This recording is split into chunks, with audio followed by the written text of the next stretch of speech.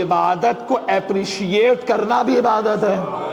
عبادت کو اپریشیٹ کرنا عبادت ہے یا نہیں؟ آپ کہتے ہیں نا واہ ہے، واو، او گڈ جاب، یہ کیا ہے؟ یہ اپریسیشن ہے.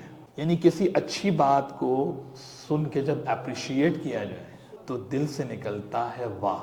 اس واہ میں بھی یہ کرامت ہے، اور یہ جملہ واہن سے ہے جو عربی کا جملہ ہے، اور اس لفظ کو مولا علی نے استعمال کیا ہے. حوالہ جس کو چاہیے مجھ سے لے جائے. اس لفظ کو کس نے استعمال کیا؟ مولا علی نے استعمال کیا. تو جب آپ اہل بیت کے فضائل سن کے کہتے ہیں نا بھائی واہ، واہ کہنا بھی مومن کی اسپریچویلٹی کو بڑھاتا ہے. کیسے بڑھاتا ہے؟ کیا دلیل ہے میرے پاس؟ مولا علی نے جب خاک کربلا کی تعریف کی تو اسی لفظ واہ سے کلام کا آغاز کیا اور کہا واہن لکے ایتھل تربہ. بھائی واہ خاک کربلا، تیرا کیا کہنا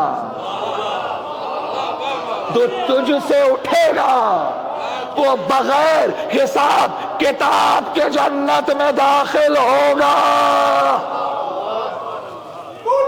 مولا علی کہہ رہے ہیں، مولا علی، مولا علی. جس کو حوالہ چاہیے لے جائے مجھ سے. واہن لکے ایھل تربہ، یہ واہ کیا ہے؟ یہ وہی واہ ہے جو آپ، واہن کا شارٹ فارم ہے واہ. اس کا معنی ہے جو اپریسیشن ہے عبادت کا، وہ اپریسیشن بھی عبادت.